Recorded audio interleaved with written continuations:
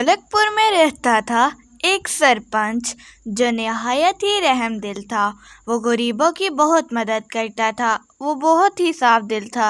کا بیٹا شہر سے پڑھ کر گاؤں آیا تھا، جسے دیکھ کر وہ بہت خوش ہوتا ہے اور اپنے بیٹے سے کہتا ہے، ارے بیٹے، مجھے تم پر گرو تھا۔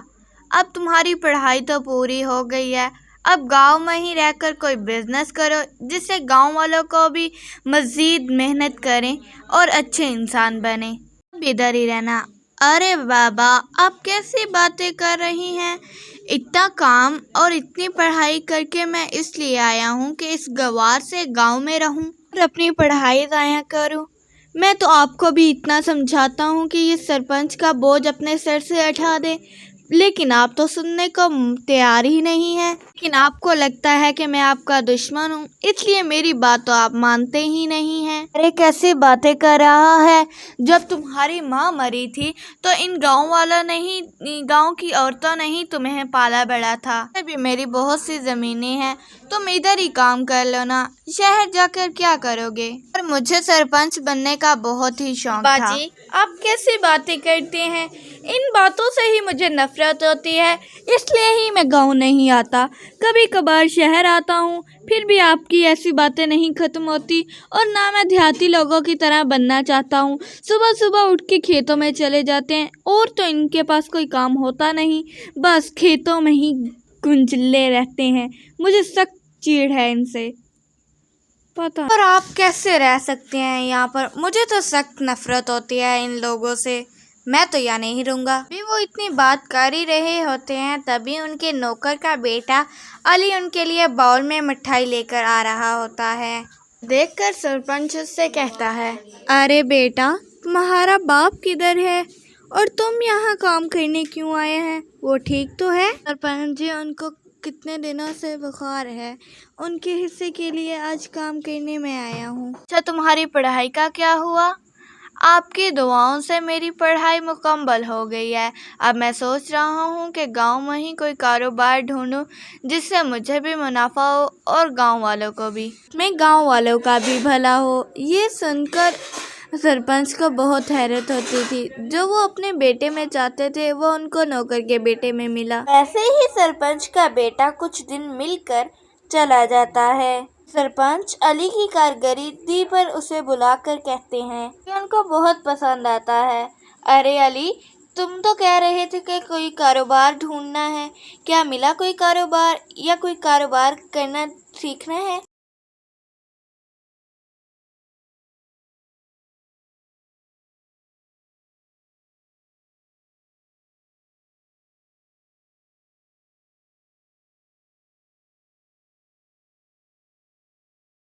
وہ ڈھابے کے پاس لے کر جاتا ہے جو ٹوٹا پھوٹا تھا۔ وہ اس سے کہتا ہے، ارے سرپنچ جی، آپ یہاں مجھے کیوں لائے ہیں؟ ارے بیٹا، یہ وہ جگہ ہے جو میں اپنے بیٹے کو دینا چاہتا تھا، لیکن میرے بیٹے نے میری بات ہی نہیں مانی۔ اس نے شہر میں ایک ریسٹورینٹ کھولا۔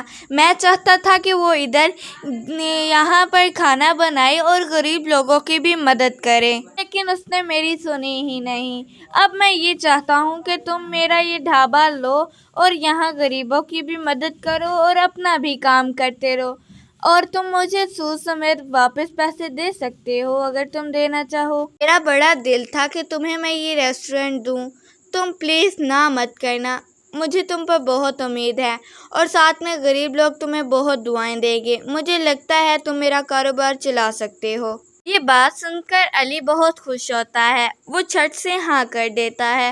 اس کو لگتا تھا کہ اب میری ساری خواہشیں پوری ہو جائیں گی جو میں نے اپنے گھر والوں کے لیے دیکھی تھی، اور وہ سارے خواب پورے ہوں گے جو میں نے دیکھے تھے۔ ساتھ میں غریبوں کی بھی مدد ہوگی۔ پھر وہ اگلے ہی دن سے ریسٹورینٹ چلانا شروع کر دیتا ہے۔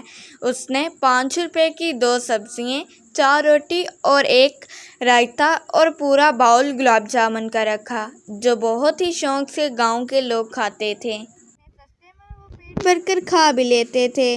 ساتھ میں جو غریب اور یا کوئی بچہ آتا تو وہ اس کے مفت میں دے دیتا، بس وہ اتنا ہی کہتا کہ دعا کرنا۔ لوگ اس کی رحم دلی دیکھ کر اس کے پاس کھانے آتے، اس کا کاروبار اچھا لگنے لگا۔ سرپنچ بھی آیا اس کا کھانا چکھنے، وہ کھا کر کہتا ہے اس کو بہت پسند آتا ہے۔ وہ کہتے ہی کہتا ہے، ارے واہ علی بیٹا، تم نے تو بڑا ہی مزے کا اپنے ہاتھ میں ذائقہ ہے، بہت ہی اچھا کھانا ہے اور اتنے سستے میں تم لوگوں کو پیٹ بھر دیتی ہو، تمہارا بہت بہت شکریہ، ساتھ میں میرا بھی نام ہو رہا ہے اور تمہارا بھی۔ مجھے لگتا تھا کہ تم کاروبار اچھا چلاؤ گے، تو یہی چاہتا تھا کہ تم گاؤں کے لوگوں کی مدد کرو اور تم نے میرا کام پورا کیا۔ بس میرے بیٹے کو ہی نہیں ہدایت آئی تھی، میں یہی چاہتا تھا کہ میرا بیٹا یہ کام کرے، لیکن نہیں۔ پنچ کی بات سن کر علی بہت دکھی ہوتا ہے۔ وہ فیصلہ کرتا ہے کہ آدھا وہ دن ڈھابے پہ گزارے گا اور آدھا سرپنچ کی خدمت میں گزارے گا۔ ہاں ٹھیک ہے، سرپنچ کی خدمت۔ اگلے ہی دن ڈھابے سے فارغ ہو کر وہ سرپنچ کی خدمت کرنے چلا جاتا ہے۔ جب وہ گھر جاتا ہے تو دیکھتا ہے کہ سرپنچ نیچے گرے ہوئے ہیں، ان کو دل کا دورہ پڑتا ہے۔ وہ فوراً سے ہی انہیں ہسپتال لے جاتا ہے۔ شکر ہے آپ انہیں ہسپتال لے آئے، ورنہ اگر یہ وقت پہ نہ آتے تو ہم انہیں بچا نہ پاتے، اور اگر آپ وقت پہ نہ لاتے تو شاید آج یہ مر بھی سکتے تھے۔ اب یہ ٹھیک ہے، میں نے ان کا آپریٹ کر دیا ہے، آپ ان کے گھر انفارم کر دیں اور انہیں لے جائیں۔ علی کسی امیر شخص کو کہہ کے ان کے بیٹے کو کال کرتا ہے اور سرپنچ کو گھر لے آتا ہے، ان کی خدمت کرتا ہے۔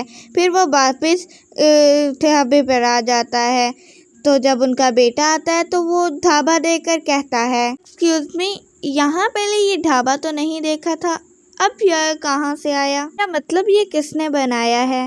ارے یہ علی نے بنایا ہے۔ سرپنچ کے بیٹے کی جو جگہ سرپنچ نے لی تھی وہ اب علی کو اس نے دے دی، کیونکہ وہ اپنے بیٹے کو چاہتا تھا کہ وہ بھی اس ڈھابے پہ کام کرے، لیکن اس کا بیٹا ریسٹورنٹ کھول کر شہر میں بیٹھ گیا اور اس وجہ سے وہ ڈھابا اب اس کا ہو گیا ہے۔ سرپنچ نے اس کو دے دیا۔ یہ بہت ہی سوادشٹ کھانا بناتا ہے، بہت ہی سارے اس کا پسند کرتے ہیں، اور ہاں اس کا کھانا اتنا مزے کا ہوتا ہے نا، اور اتنا سستے میں 5 روپے کی 4 روٹیاں، 2 سبزی اور گلاب جامن کا بال اور رائتا فری دیتا ہے۔ یہ بہت نیک لڑکا ہے، اللہ اس کو ہمیشہ سلامت ہی رکھے، کوئی تکلیف نہ دے۔ یہ کہتے ہی وہ آدمی وہاں سے چلا جاتا ہے، اور پھر سرپنچ کا بیٹا سوچنے لگ جاتا ہے کہ اس سے ڈھابا وہ کیسے لیا جائے۔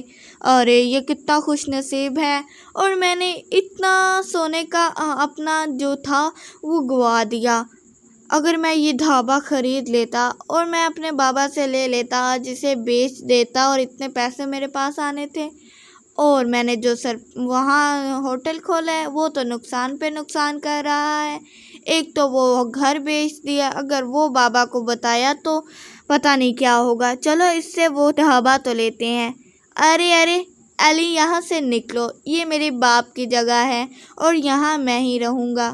میرے باپ نے یہ میرے لیے ڈھابا بنایا تھا، کوئی مفت خوروں کے لیے نہیں جو وہ یہاں آ کر خود کا کھانا بنا کر بیچا کریں۔ اب میں آ گیا ہوں اور میں ہی ادھر کھانا بناؤں گا۔ ارے آپ سے کوئی غلطی ہو گئی، سرپنچ نے تو یہ مجھے دیا تھا، اگر آپ یہ چاہتے ہیں تو لے لیں، مجھے پرابلم نہیں، لیکن آپ سرپنچ سے ایک دفعہ بات کر لیں، وہ مجھے انہوں نے دیا ہے۔ ارے تم اپنا منہ بند رکھو، مجھے کسی سے پوچھنے کی ضرورت نہیں کہ مجھے کیا کرنا ہے، تم یہاں سے نکلو، اب میں یہاں ہی پکاؤں گا اور بیچوں گا۔ بات جب سرپنچ کو پتہ چلتی ہے تو وہ ترنت ہی وہاں آ کر اپنے بیٹے کی خوب ڈانٹ لگاتا ہے۔ وہ جلدی سے وہاں آتا ہے اور اپنے بیٹے سے کہتا ہے، تمہیں کیا لگتا ہے کہ مجھے دل کا دورہ ایسے ہی پڑا؟